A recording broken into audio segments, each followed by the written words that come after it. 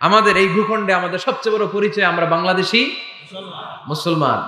দুইটা পরিচয়, এই ভূখণ্ডের কারণে আমাদের পরিচয় আমরা বাংলাদেশী, ঠিক কিনা? আরেকটা হচ্ছে আমাদের ধর্মীয় পরিচয়, আমরা মুসলমান। এটা যেন সবচেয়ে বড় পরিচয় হয়। যদি সে বাংলাদেশি মুসলমান হয়, সে আমার ভাই। সে আওয়ামী লীগ করতে পারে, সে বিএনপি করতে পারে, সে জামাত ইসলাম করতে পারে, জাতীয় পার্টি করতে পারে।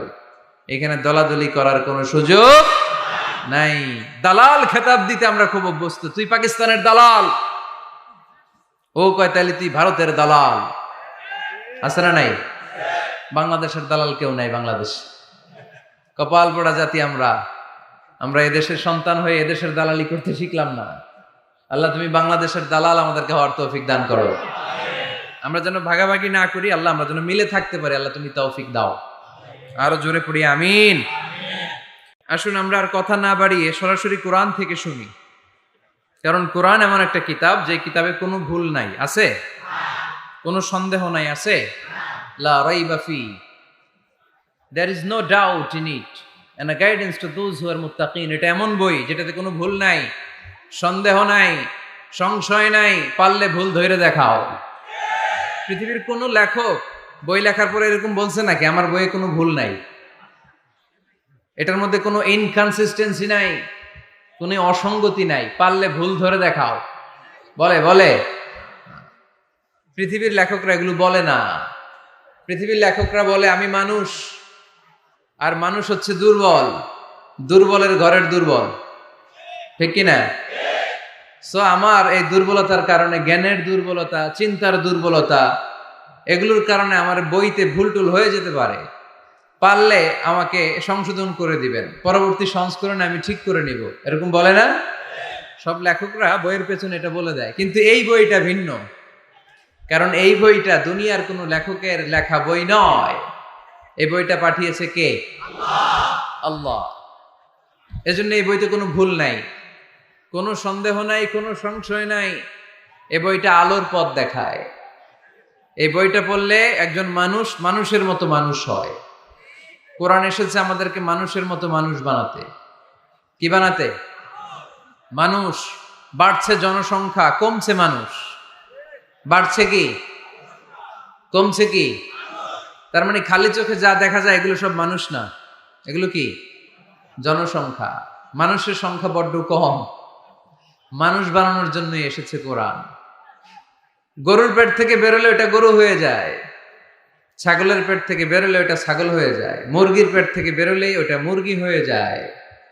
কিন্তু মানুষের পেট থেকে বেরোলেই ওটা মানুষ হয় না, ওটার মানুষ বানাইতে হয়। ওটারে মানুষের মতো মানুষ করে গড়ে তুলতে হয়। আবার দেখবেন গরুকে কেউ কোনোদিন বলে না তুই গরুর মতো গরু হ, বলে? কক্সবাজারেও বলে না। ছাগলকে কেউ কোনোদিন বলছে তুই ছাগলের মতো ছাগল হ? কিন্তু মানুষকে বলে তুমি মানুষের মতো মানুষ হও। মানুষের মতো মানুষ হওয়া বড্ড জটিল। এখানেই ধরা খেয়ে যায় অনেকেই। এই কোরআন এসেছে আমাদেরকে মানুষের মতো মানুষ বানাতে, আলোকিত মানুষ বানাতে, ঠিক কিনা? এই দুনিয়া এখন তো আর সেই দুনিয়া নাই, মানুষ নামের মানুষ আছে, দুনিয়া বোঝাই,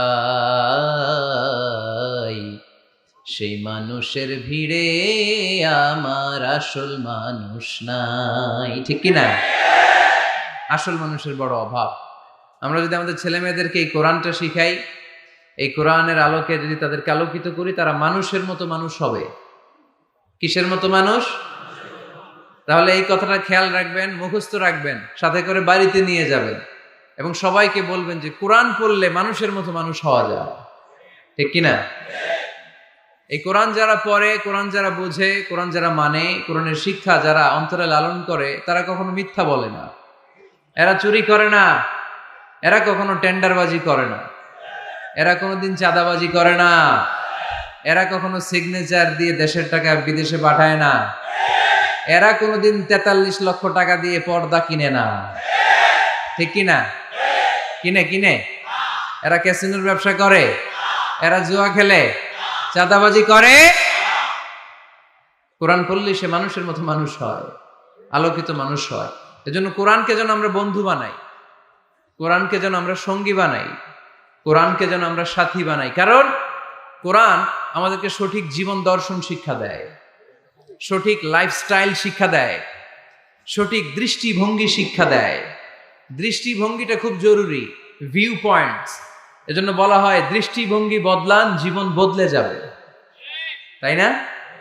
দৃষ্টিভঙ্গির পরিবর্তনটা অনেক বড় বিষয়। একই জিনিস থেকে একই জিনিস, the same thing, someone take the positive news and some other they take the negative issue. একই জিনিস কেউ দেখে পজিটিভ, কেউ দেখে নেগেটিভ।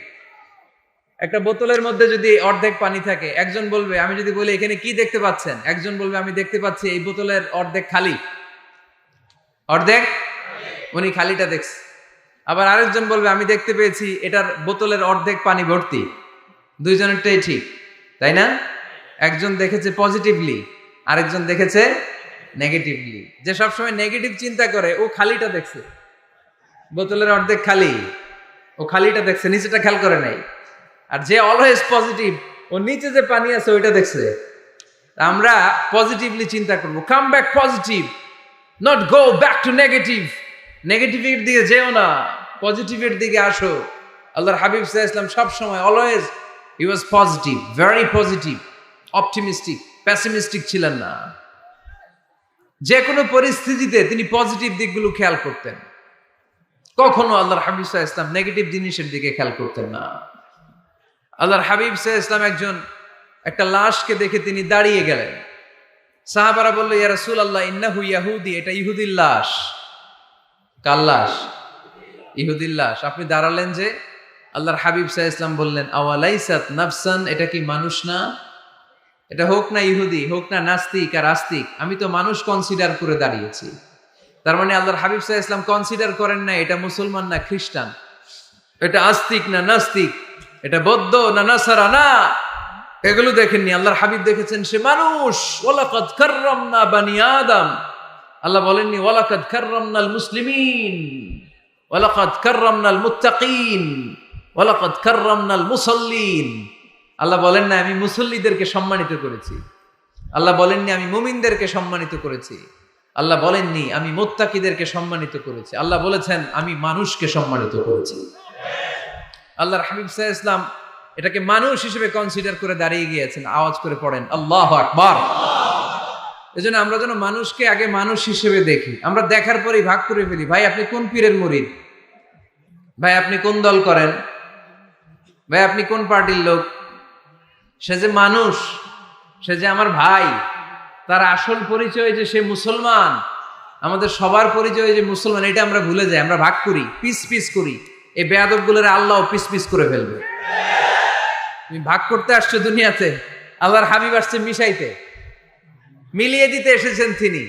সহিহ বুখারীতে হাদিসের চ্যাপ্টারে একটা চ্যাপ্টার আছে, ইযহাবু বিনা নুসলিহ বাইনাহুম, আমাকে নিয়ে চলো আমি মিলায়া দিব। চ্যাপ্টারের নাম ইযহাবু বিনা, আমাকে নিয়ে চলো না আমি ওদের মধ্যে মিলায়া দিব। আল্লাহর হাবিব সাল্লাল্লাহু আলাইহি ওয়াসাল্লাম ঝগড়া দেখলেই এই কথাটা শোনায় দিতেন, আরে আমি আছি তো, আমাকে নিয়ে চলো আমি মিলায়ে দেব। আমরা মিলায়ে দেই না আরো লাগায় দেই? হ্যাঁ, আগুন ধরলে কক্সবাজার আপনারা কি দিয়ে নিবান, তেল দিয়ে না পানি দিয়ে?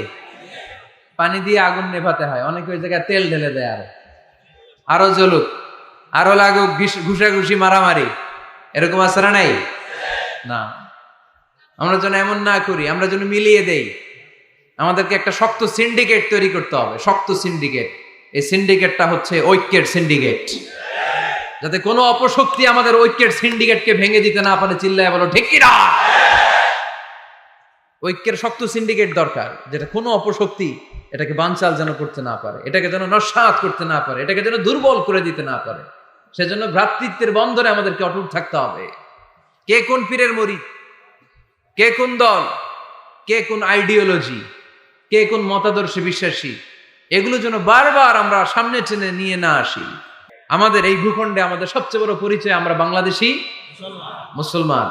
দুইটা পরিচয় এই ভূখণ্ডের কারণে আমাদের পরিচয়, আমরা বাংলাদেশী, ঠিক কিনা? আরেকটা হচ্ছে আমাদের ধর্মীয় পরিচয়, আমরা মুসলমান। এটা যেন সবচেয়ে বড় পরিচয় হয়। যদি সে বাংলাদেশি মুসলমান হয়, সে আমার ভাই, সে আওয়ামী লীগ করতে পারে, সে বিএনপি করতে পারে, সে জামাত ইসলাম করতে পারে, জাতীয় পার্টি করতে পারে। এখানে দলাদলি করার কোনো সুযোগ নাই। দালাল খেতাব দিতে আমরা খুব অভ্যস্ত। তুই পাকিস্তানের দালাল, ও কয় তাহলে তুই ভারতের দালাল। আছে না নাই? বাংলাদেশের দালাল কেউ নাই। বাংলাদেশ কপাল পোড়া জাতি আমরা। আমরা এদেশের সন্তান হয়ে এদেশের দালালি করতে শিখলাম না। আল্লাহ তুমি বাংলাদেশের দালাল আমাদেরকে হওয়ার তৌফিক দান করো। আমরা যেন ভাগাভাগি না করি, আল্লাহ আমরা যেন মিলে থাকতে পারি। আল্লাহ তুমি তৌফিক দাও। আরো জোরে পড়ি আমিন।